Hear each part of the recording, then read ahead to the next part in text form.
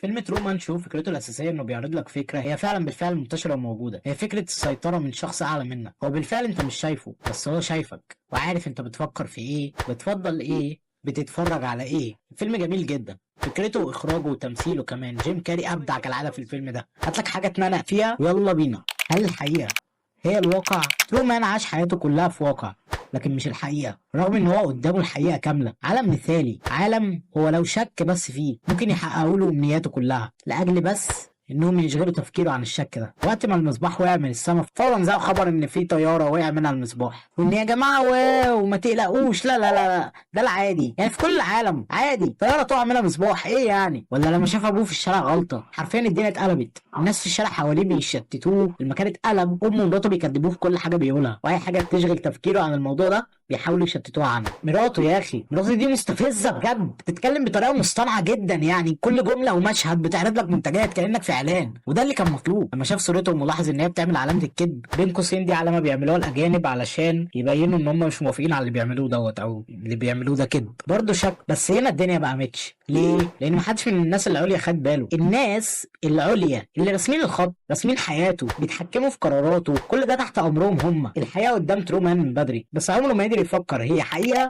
ولا واقع. الواقع هو الشيء الملموس ماديا وفكريا بالمنطق، يعني هو عمره ما سرح بالمنطق ده لانه مشتت زينا كلنا ببساطه. وقت ما بتفتح التليفون عشان تترجم كلمه او تحسب حاجه، انت ببساطه بتتفرج لك على 50 ريل عادي في السكه من غير ما تاخد بالك، وتنسى اساسا انت كنت داخل ليه. جرب ذاكر من غير تليفون، فكر من غير مشتتات، عقلك هيصدع اصلا، هتسرح اكتر واكتر، وكل همك هو المشتت لانك ببساطه مدمن. ايوه انت مدمن. ايوه الواقع مش الحقيقه، الحقيقه ممكن تكون قدامك ولكن انت مش بتفكر فيها اساسا بسبب انك عايش في الواقع. استنيت بقالي كتير بقيت. هل لو عرفت ان حياتك مزيفة تختار تعيشها؟ الحقيقة السؤال متوقف عليك انت مين؟ نشأتك ايه؟ ومبادئك كمان ايه؟ حياة ترومان كانت ببساطة بلاستيك، خالية من اي مبادئ، خالية من اي حياة، خالية من الحياة والاختيارات. لما تقدم له اختيار في شيء، اختار بالفعل الصح، مش لانه الصح، هو اساسا معاش حياة صحيحة او غلط عشان يفرق بين الصح والغلط. وده هنشوفه دايما في اختياراته، زي انه اختار ان هو يتبع كلام شخص مجهول قاله له انها هتكون في جزيره وهو اساسا ما يعرفهاش ولا يعرف بوجودها، بس هيسافر لهناك عادي، مع ان ممكن الجزيره دي تكون اخطر من حياته هنا. بس انا هختار المجهول لان المجهول امن من التزييف. حتى لو انا عارف بيزيفوا في ايه، انا على الاقل مدرك التزييف ده وهو ايه احساسه واقدر اكشفه. ترومان لما وقف قصاد الباب في اخر الفيلم هو اختار يمشي، يخرج من الباب، يخرج بره، يواجه المجهول، يواجه المجهول ويسيب الامان المزيف. ما كانش عارف ايه اللي هيحصل له بس عارف انه لو اتكذب عليه هيعرف يكشف الكذبه دي. هل الخوف في الإنسان مزروع ولا مجرد قرار ممكن يكسره؟ ترومان عاش حياته كلها بيخاف من البحر، بس ليه ما نقولش إنه خايف من الموقف نفسه؟ يعني خايف موقف إن أبوه يموت ده يتكرر بس معاه هو. بس شفناه كتير وهو قاعد قدام البحر وهو مع نفسه ومع صاحبه. يعني في علم النفس اللي عنده خوف من شيء ما بيقربش منه إطلاقا من الأساس. زي لو عندك فوبيا مثلا من المهرجين، جسمك بيقشعر لما حد بيجيب سيرته. لو عندك فوبيا من الفئران بتخاف حتى تشوف هامستر. فهمت عايز أوضح لك إيه؟ الفيلم قدم ترومان إنه بيخاف من البحر، بس الحقيقة إنه خايف الموقف يتكرر تاني. حتى لما هم عملوا عواصف وبدأوا يوقعوا السفينة اللي هو عليها، هو كمل عادي ما وقفش. وهنا المفارقة والسؤال، هل قراره قدر يكسر خوفه من الشيء ده؟ الحقيقة الخوف بس اللي بيفرقك عن خوفك منه، وانك تواجهه هو قرار. انت ببساطة لو خدت القرار انك تعمل الشيء فانت هتعمله.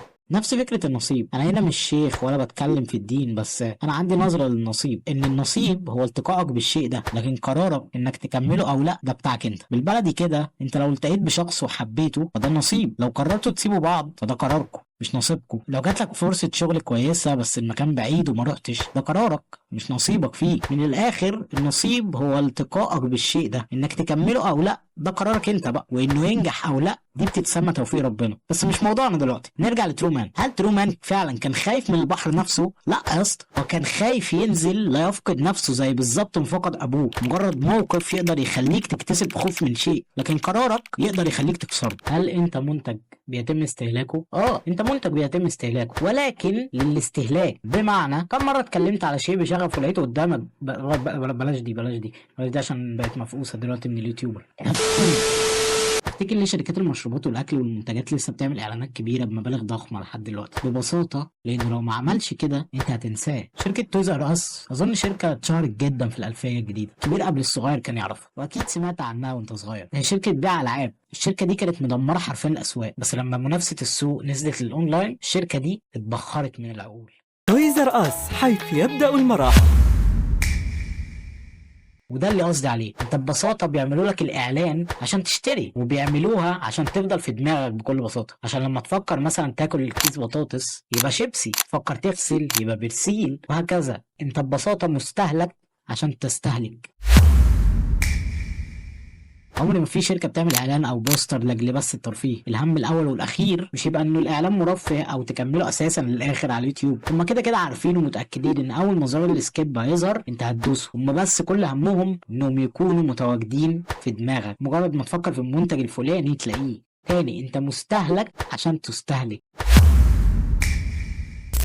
فيلم ترومان شو بيعرض فكرة التزييف أو الاستهلاك بشكل عام. في الحقيقة الأفكار اللي قلتها دي بتتعارض أحيانا مع فكرة الفيلم الأساسية، بس دي أفكار بالفعل موجودة برضو جواه، ويمكن ناس كتير أخدت بالها منه. الأسئلة دي كلها بتعرض الفكرة الأساسية، وهي المثالية الكذابة، وإنك مش متحكم في حياتك، أنت متحكم فيك، سواء من جهات عليا أو جهات سفلى أو أي حد أو رؤساء العالم أو حتى أهلك. أنت ببساطة مجرد منتج عشانهم هم، زي بالظبط ما المخرج هو السلطة العليا والناس هي الإعلانات والمشتتات اللي حواليك، وترومان هو انت اللي بيضحك عليه بكل سهولة عبر كل المشتتات دي. فخلص الفيديو وانت بتاكل او بتنام عشان ده مشتت.